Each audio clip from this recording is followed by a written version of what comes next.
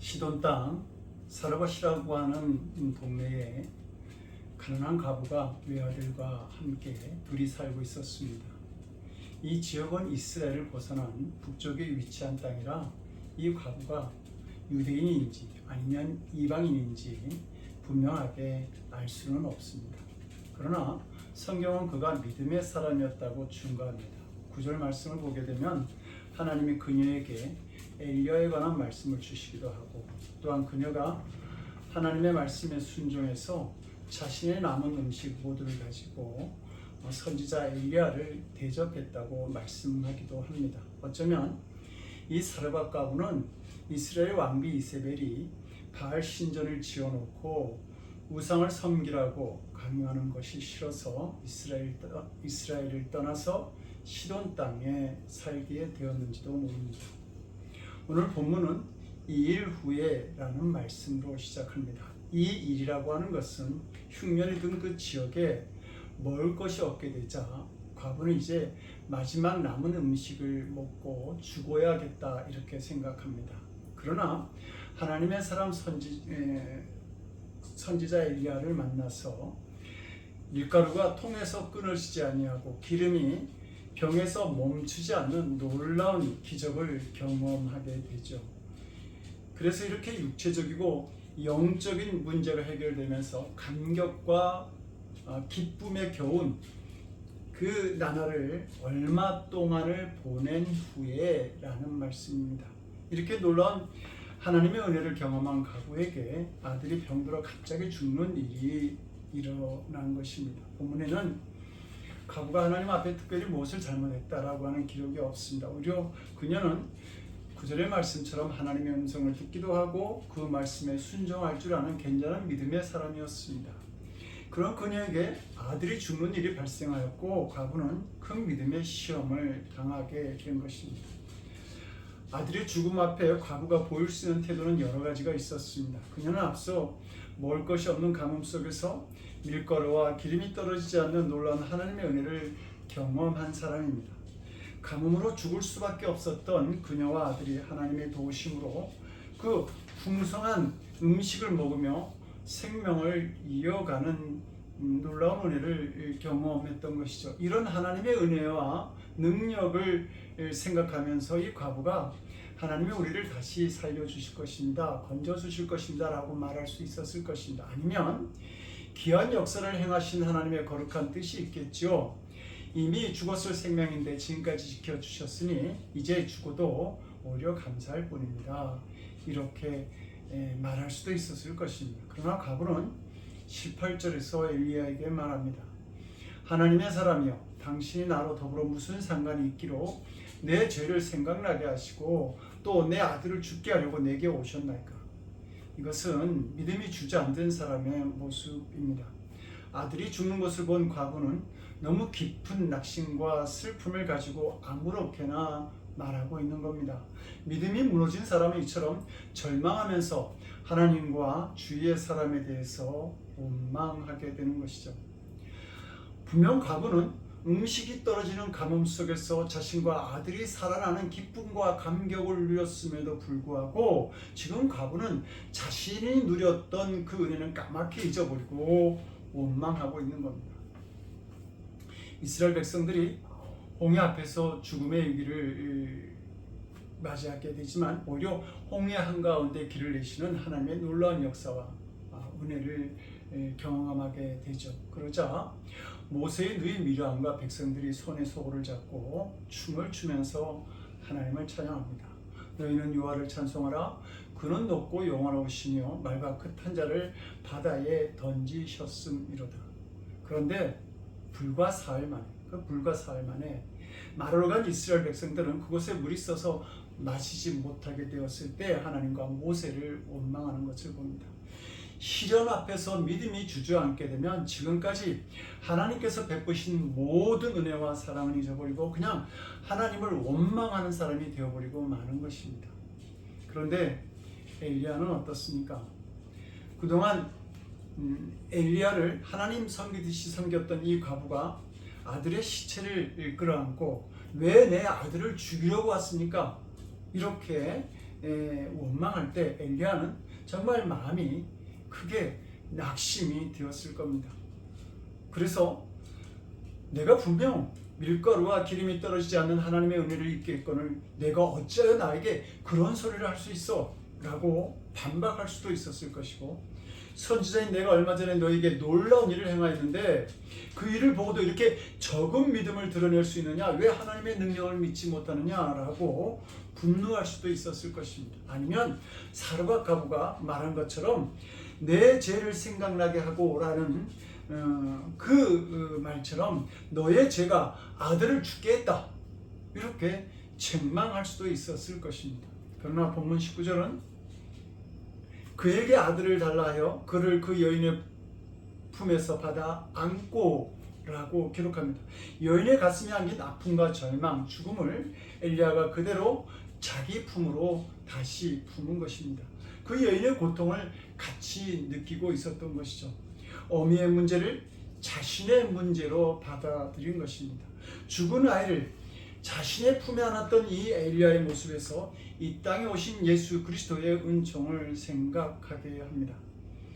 인간이 가진 죽음의 문제를 자신의 문제로 받아들이시고 하늘의 보좌를 버리시고 우리 곁으로 찾아오신 주님, 인간이 느끼는 죽음의 고통에 공감하시고 십자가에서 피를 흘리심으로 부활의 길을 만드신 그 예수님의 마음을 보게 되는 것입니다. 과거의 아픔을 공감했던 엘리야는 죽은 아들을 받아들고 다락방에 올라가서 하나님께 부르짖습니다. 나의 하나님 여호와여, 나의 우고하는 이 과부의 집에 재앙을 내리사 그 아들로 죽게 하셨나이까? 하나님은 이 엘리야의 묻는 기도에 대해서 전혀 응답하지 않으십니다.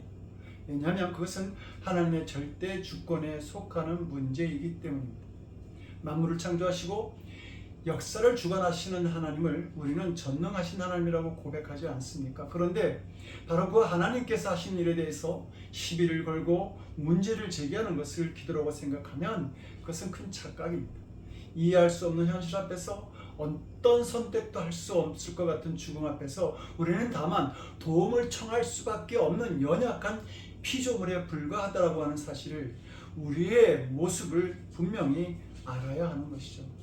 엘리야는 비로소 하나님의 섭리에 대해서 의문을 제기하거나 간섭하는 것은 결코 믿음도 아니고 또 기도도 아니다라고 하는 사실을 깨닫게 됩니다.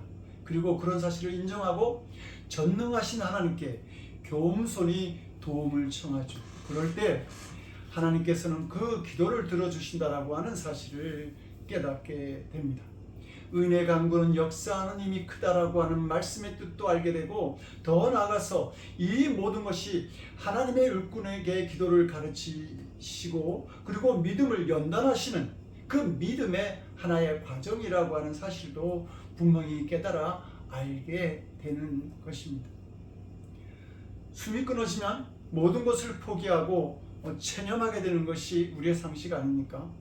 사람의 숨이 끊어졌을 때 아예 어떤 것도 시도할 수 없다고 믿는 것이 사람이 취하는 태도입니다. 그런데 엘리야는 아들을 달라는 적극적인 태도를 취합니다. 그리고 죽은 아들의 시신을 들고 하나님 앞에 나아가 기도하기 시작합니다. 성도 여러분, 믿음의 역사라고 하는 것은 한 걸음씩이라도 하나님 앞에 나아갈 때에 비로소 나타나는 것입니다.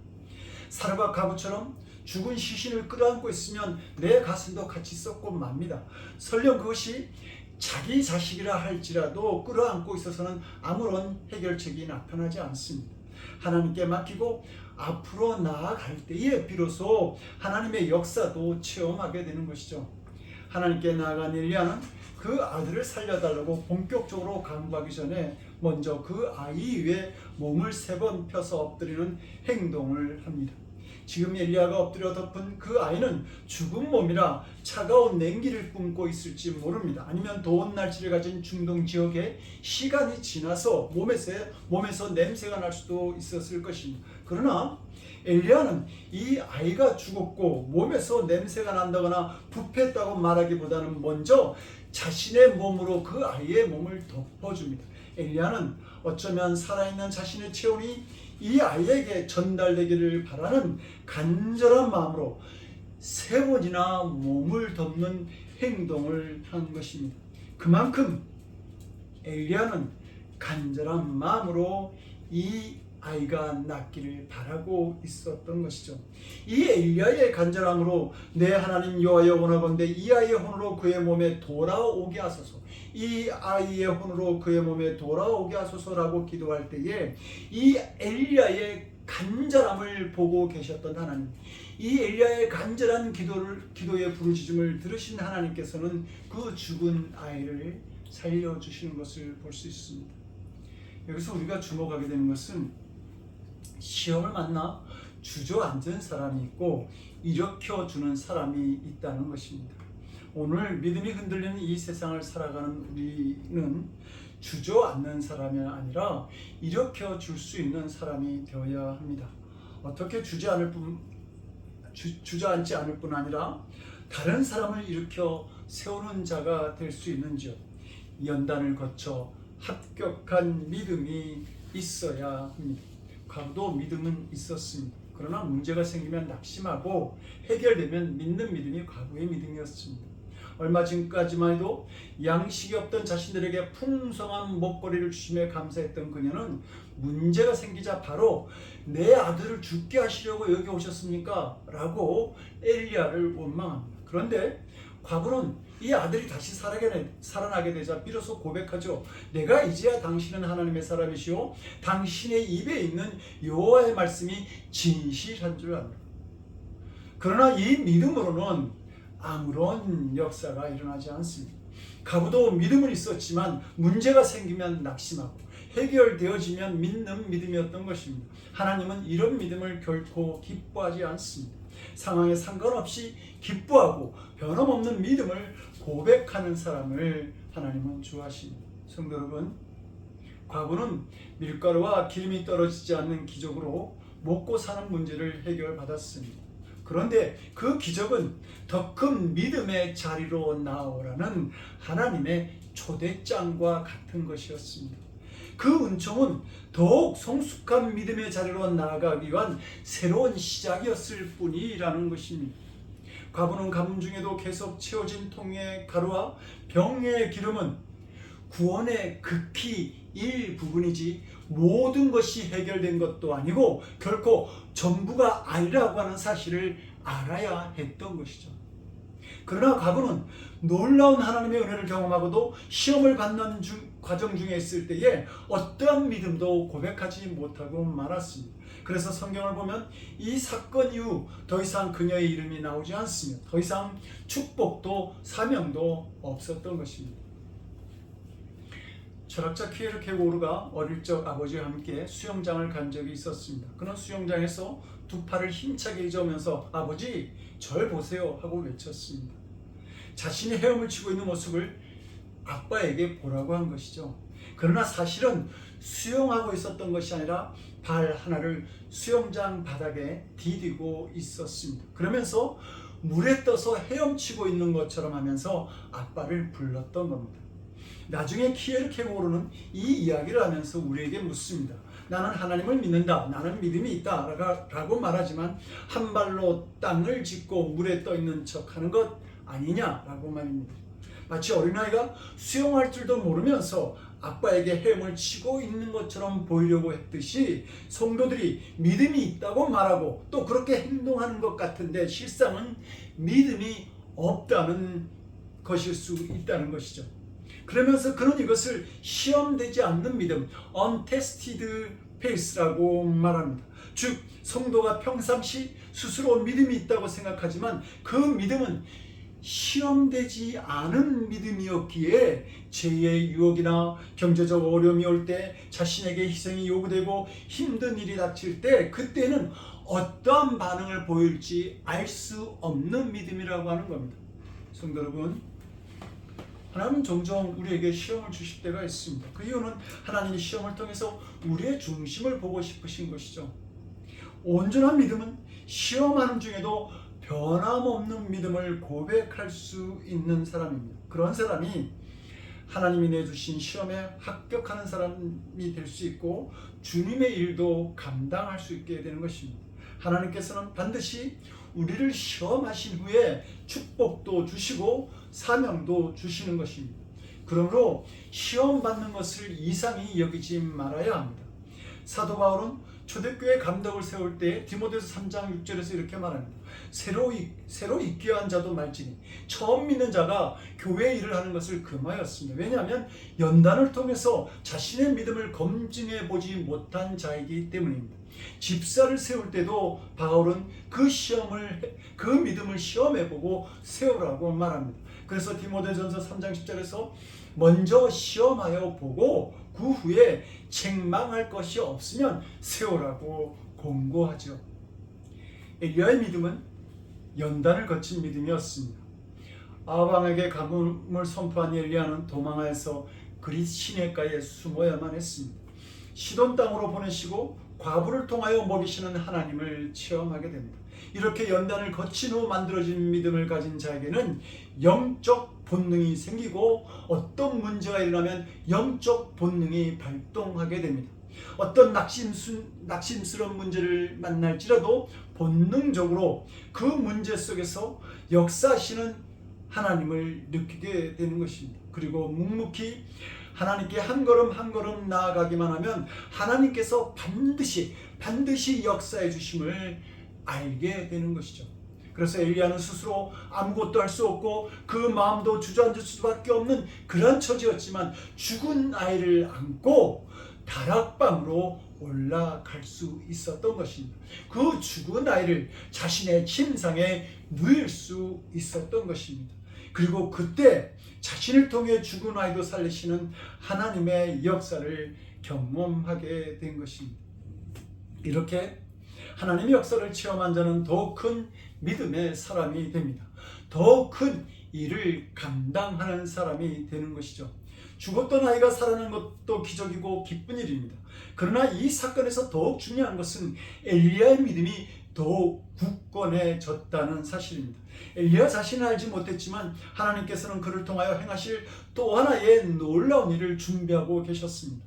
본문 다음 장인 열왕기상 18장에 가면 엘리야는 다시 아합 왕에게로 보내지고 갈멜산에서 모든 이방 제사장들과 영적 대결을 벌이게 됩니다. 그리고 이 전쟁에서 승리하면서 이스라엘에 다시 믿음의 계절이 오게 만들고 이스라엘 백성들의 존경을 크게 받게 됩니다. 그러므로 지금 엘리야에게 필요했던 것은 하나님이 어떤 분인지를 아는 것, 또 하나님의 권능을 계속하여 다시 체험하는 일이었습니다. 이 체험을 통해서 더욱 하나님을 신뢰하고 하나님이 이루시기를 원하는 역사를 함께 만드는 믿음을 가지게 되는 것, 그것이 지금 엘리야에게 필요했던 것이죠. 여호수아서 10장에서 여호수아가 아모리 사람과 싸울 때에 하나님께 기도한 후 태양아 너는 기브온 이에 머무르라 이렇게 이스라엘 백성들 앞에서 명령합니다. 그리고 태양이 멈추는 것을 보게 됩니다. 이 사건에서 놀라운 일은 태양이 멈췄다라고 하는 사실보다는 여호수아가 태양이 멈출 수 있다고 믿은 그 사실이 더욱 놀라운 일이 되는 것입니다.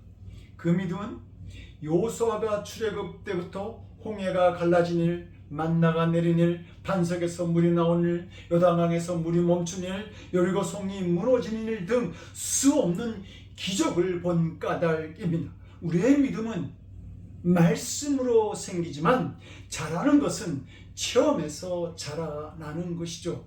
이것이 교회마다 사람마다 믿음이 다른 이유입니다. 제가 한국을 방문하면 종종 설교 요청을 받을 때가 있습니다. 그런데 예배를 인도하러 교회에 들어서면 첫 인상이 이 교인들은 사랑이 참 많다라는 생각과 함께 포근한 느낌을 주는 교회가 있습니다. 그러나 반면 무시받는 느낌을 주는 교회도 있습니다. 교회가 감당한 믿음의 체험이 다른 것입니다. 교인들도 보면 무엇이든지 믿고 하나님께 매달리면 다 응답받는다는 믿음을 가진 교인이 있는가 하면 어떤 교인들은 그건 그냥 듣기 좋으라고 하는 말이고 실제는 다르다 이렇게 생각하는 교인들도 있습니다. 경험한 믿음이 서로 다른 것이죠. 그러나 정말 믿음으로 살면 경험하는 믿음이 달라집니다. 그리고 3년 뒤, 5년 뒤에 믿음이 놀랍게 자라는 것을 알 수 있습니다. 사도 베드로가 베드로 전후서를 기록할 때에 이 편지를 받았던 성도들은 오늘 우리 중 가장 큰 고통을 당하는 사람보다 더 힘들게 살아가고 있었습니다. 그들은 예수님을 믿는다는 이유 때문에 부모나 남편과 아내를 잃고 자녀들이 사자밥이 되는 광경을 보면서 살았던 사람들이었습니다. 그렇게 고통을 당하면서도 베드로가 사랑하는 자들아, 너희를 시련하려고 오는 불시험을 이상한 일 당하는 것 같이 여기지 말고 오직 너희가 그리스도의 고난에 참여하는 것으로 즐거워하라. 이렇게 권면했을 때 그들은 이 하나님의 말씀을 받들고 300년, 400년을 지하 묘지에서 살았습니다. 그 캄캄한 카타콤 속에서 아이를 낳고 유아 세례를 주고 결혼하고 죽으면 시체를 바로 그 카타콤의 벽장에 눕히는 그런 삶을 대를 이어 살면서도 결코 그들은 좌절하지 않았습니다. 그 확신 때문에 4세기경에 로마가 그리스도의 복음 앞에 무릎을 꿇고 맙니다. 세계에 전해지는 복음을 가로막는 가장 큰 장벽이 무너지고 말았던 겁니다. 그들이 믿음으로 승리한 까닭에 우리에게까지 복음이, 오늘날 우리에게까지 복음이 전해지게 된 것입니다. 그들이 바로 우리의 신앙의 선배들입니다. 성도 여러분, 우리는 세상 사람들과 전혀 다르게 사는 사람들입니다. 믿는 것이 다르고 생각하는 것이 다르고 행동하는 것이 다릅니다. 미국의 육상 선수 제시 오웬스는 중학교 때 찰리 패덕이라는 한 흑인 선수의 강연을 통해서 살아계신 하나님에 대한 믿음을 가지게 됩니다. 그 순간 그는 맨발로 운동장을 뛰기 시작했고 그로부터 딱 16년 후인 1936년 베를린 올림픽에서 게르만 민족의 우성을 증명하고자 했던 히틀러의 온갖 방해를 이기고 올림픽 육상 4관왕을 차지하게 됩니다. 이것이 바로 믿음의 역사인 것이죠. 성도 여러분, 믿음이 내 삶에 영향을 미치는 힘이 되기를 원합니다. 넘어지고 좌절할 수 있는 시험에서 이기고 연단 받는 자리에서 그 훈련에 합격하는 성도가 되기를 원합니다. 어려운 시험을 이긴 후에 오히려 더 크게 하나님의 은혜를 말할 수 있는 증인이 되는 삶을 살아가기를 기도합니다. 많은 사람이 힘들어하고 사르밧 가부처럼 원망하는 이때 절망하는 사람들을 일으켜 세워주는 믿음의 일꾼들이 될 수 있기를 주님의 이름으로 간절히 축원드립니다. 기도하시겠습니다. 우리를 연단하시는 하나님, 나의 가는 길을 아시는 하나님이 나를 단련하신 후에는 정금 같은 신앙으로 주님의 은혜 가득한 인생으로 나아가게 하실 줄로 믿습니다. 시험을 이기는 저희들이 되게 하셔서 하나님이 예비하신 축복을 누리고 사명을 크게 감당하는 자들로 주님 세워 주시옵소서. 이제는 우리의 위로와 능력이 되시는 우리 주 예수 그리스도 이름 받들어 간절히 기도드리옵나이다. 아멘.